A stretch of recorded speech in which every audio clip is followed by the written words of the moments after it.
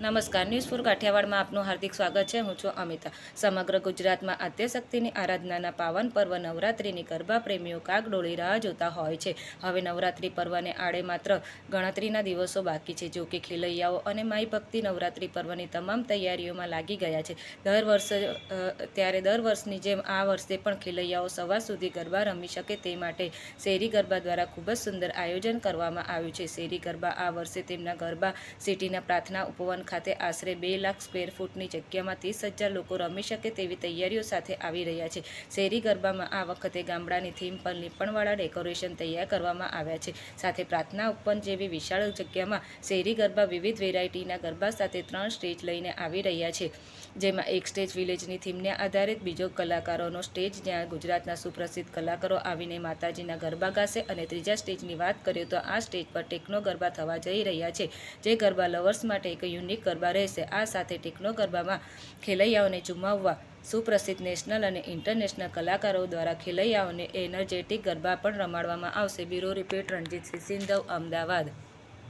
ગરણ જગ ભરણ તો અને ગણન ઘણા ભવઘાટ, નમો નમો નારાયણી ને તુન વિશ્વરૂપ વૈરાટ. તૈયારીઓમાં તો ખૂબ તૈયારીઓ કરી છે અને અમે રાહ જોઈને બેઠા છીએ ક્યારે 22 તારીખ અને પહેલું નોરતું પ્રારંભ થાય. માના આરાધનાનો અને ગરબા ગાવાનો, ગરબે રમવાનો, ઝૂમવાનો આ અવસર આપણો ક્યારે જલ્દી એનો પ્રારંભ થાય એની ખૂબ રાહ જોઈએ છે. ને અત્યારથી બધું આપને કહી દઉં કે આટલી તૈયારી છે, તો અમે જે તૈયારી કરી છે એ દુનિયા સામે છતી થઈ જાય. કારણ કે દુનિયા તમે છો, પ્રેસવાળા જ આખી દુનિયા કહેવાય ને. એટલે પણ તૈયારીઓ ખૂબ છે, ખૂબ નવા ગરબાઓ, ખૂબ જૂના ગરબાઓ જે કદાચ ક્યાંક ઓછા ગવાણા હશે એ ગરબાઓ પણ અમે આ વખતે નવા એક સાઉન્ડમાં લઈ આવશું. નવી રીતે આપ સૌની સમક્ષ અમે રજૂ કરશું. અને શેરી ગરબા છેલ્લા આ 5મું વર્ષ, તો શેરી ગરબામાં તો મારું 5મું વર્ષ છે. આ શેરી ગરબામાં શેરી ગરબાને લઈને તમારો અનુભવ? યસ, શેરી ગરબાને લઈને જ હું અમદાવાદના મેં ગરબા સ્ટાર્ટ કર્યા તો એ શેરી ગરબા સાથે જ સ્ટાર્ટ કર્યા છે. અહીંયાથી જ શુભારંભ થયો છે અને હજી અમે સાથે જ છીએ. અને માતાજીની કૃપા રહેશે, દ્વારકાધીશની કૃપા રહેશે, અમે ત્યાં સુધી સાથે જ રહેશું. અને શેરી ગરબાની મજા એ છે કે આપ કોઈ પણ જગ્યાએ જતા હશો જ્યાં ઓર્કેસ્ટ્રા, જ્યાં આર્ટિસ્ટ, સિંગરો ગવડાવતા હશે, ત્યાં સર્કલમાં ઓછા, અમદાવાદમાં લગભગ ઓછા રમે છે. તો અહીંયાની થીમ એવી છે કે સર્કલમાં જ રમવાનું. તો તમે બીજે ક્યાંય જશો તો એમાં એવી રીતે હોય છે, પોતપોતાનું ગ્રુપ આવ્યું હોય, 25 જણા, 50 જણા, 100 જણા, 200 જણા જેટલું ગ્રુપ હોય એ બધા પોતપોતાની રીતે ઇન્ડિવિડ્યુઅલ બધા પોતે રમતા હોય. તો અહીંયા એક વસ્તુ મને બહુ ગમે છે કે અહીંયા એક જ ઓલામાં બધાએ સાથે રમવાનું, તો એ પણ ખૂબ મજા આવે છે. બીજી એક મજા એ છે કે અહીંયા તમે ફેમિલી સાથે કાં તો તમારા બેન દીકરીઓ સાથે, તમારે બેન દીકરી અહીંયા તમારી સાથે હોવા જરૂરી છે. નકર અહીંયા આ લોકો સ્ટેગને એન્ટ્રી આપતા નથી. એકલો પુરુષ અહીંયા આવી શકે નહીં. કાં તમારા દીકરી સાથે, કાં જનેતા સાથે, કાં પત્ની સાથે, કાં બેન સાથે, કોઈક ને કોઈક રૂપમાં તમારા કોઈ સ્ત્રી મિત્ર હોય તો એની સાથે, પણ એમનેમ તમે આવી શકો નહીં. એ આ લોકોની સૌથી મોટો પ્લસ પોઈન્ટ એ છે. તો જોઈએ, મજા આવશે. 4 વર્ષથી ખૂબ આનંદ કરતા આવ્યા છીએ અને દર વર્ષે અમે સવાયો આનંદ કર્યો છે. તો માતાજીની કૃપા બનશે તો આ વખતે હવાયો આનંદ ફરીથી કરશું. જી, એના સાથે આપણે હેન્ડીક્રાફ્ટના બી સ્ટોલ રાખેલા છે.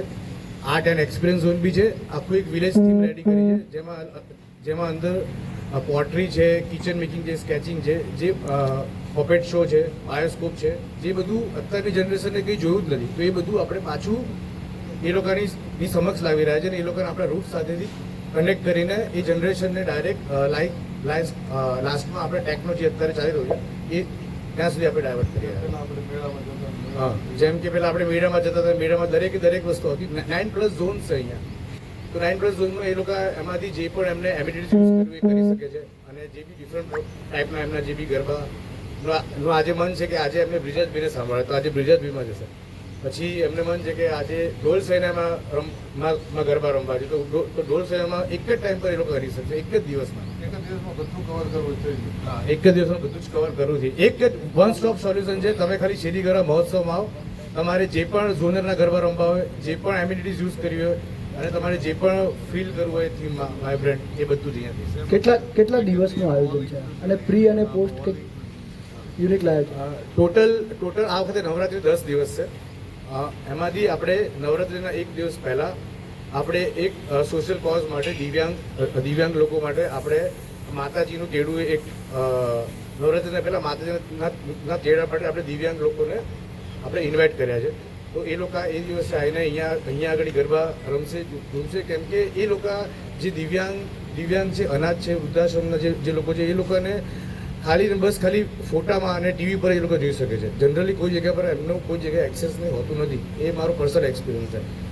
તો આ વખતે એક દિવસ પહેલાં જ્યારે માતાજીનું તેડું હશે ત્યારે સ્પેશિયલ આપણે એમને ઇન્વાઇટ કર્યા છે. આપણે એમને વેલકમ કરીશું અહીંયા આગળ અને એમને ગરબાના તાલે ઝુકાવીશું.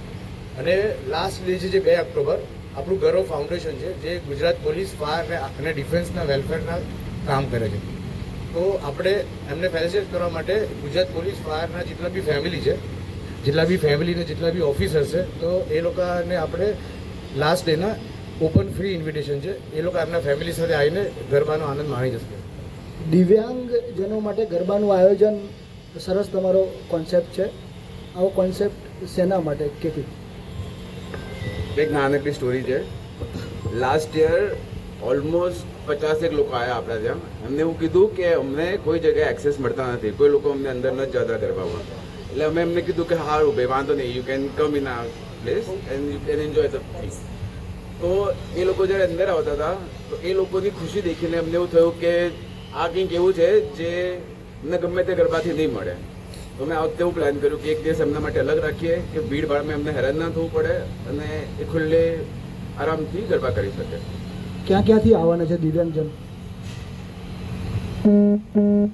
સો અમે તમામ NGOsને કોન્ટેક્ટ કર્યો છે. એ એમના ત્યાં જે બી